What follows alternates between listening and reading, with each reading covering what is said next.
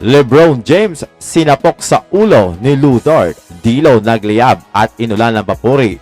At Lakers wala daw paki sa kanilang standing. Yan ang pag-uusapan natin, pero bago yan, paki-like mo naman ng ating video. Sa first quarter, malamya ang simula ng Lakers kaya naman naungusan sila ng OKC. Pero bago matapos ang quarter ay bumawi ang Lakers kaya naitabla nila sa 25 ang score sa pagtatapos ng first quarter. Pagpasok ng second quarter, dito na uminit si LeBron James at tumulong pa si D'Angelo Russell. Samantalang ang OKC ay naging maalat ang shooting kaya napigilan lamang sila sa 18 points samantalang kumana ng 27 points ang Lakers. Sa third quarter, uminit si Anthony Davis na isang beses lamang pumalya. Gumawa siya ng 15 points, 4 of 5 shooting from the field. Tumulong pa si Austin Reeves na may 6 points at 7 points naman si D'Lo at LeBron James. Samantalang sa fourth quarter, grabe si D'Lo. Nagpakawala ng back-to-back 3-pointer para sa kanyang 9 points at maging si LeBron ay wala sa mode na tumira at ipinasa kay D'Lo ang bola para sa heat check. Sabayan pa yan ang tatlong 3-pointer ni Taurean Prince para sa kanyang 9 points.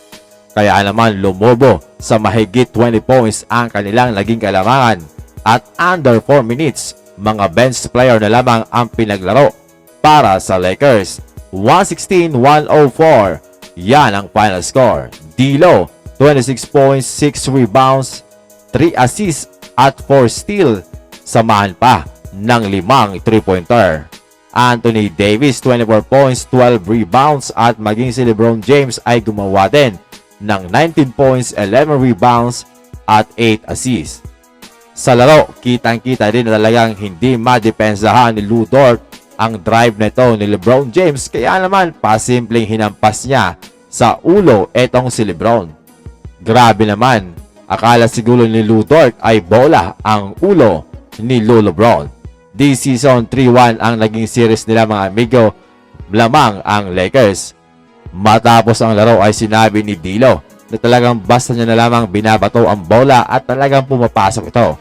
Kumbaga, lucky shot daw ayon kay D'Lo. Maging si Austin Reeves ay sinabi na ang tira ni D'Lo ay parang spurts at napakagandang tingnan.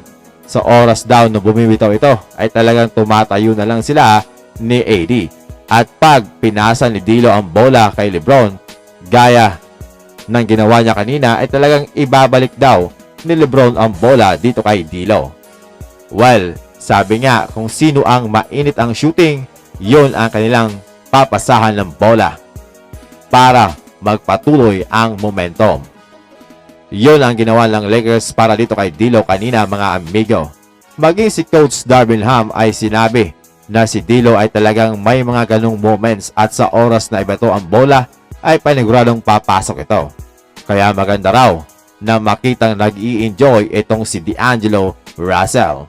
Dagdag pa ni Darvin Ham na super talented talaga itong si D'Lo at kailangan nila ito. Kailangan nila itong maglaro ng ganitong level.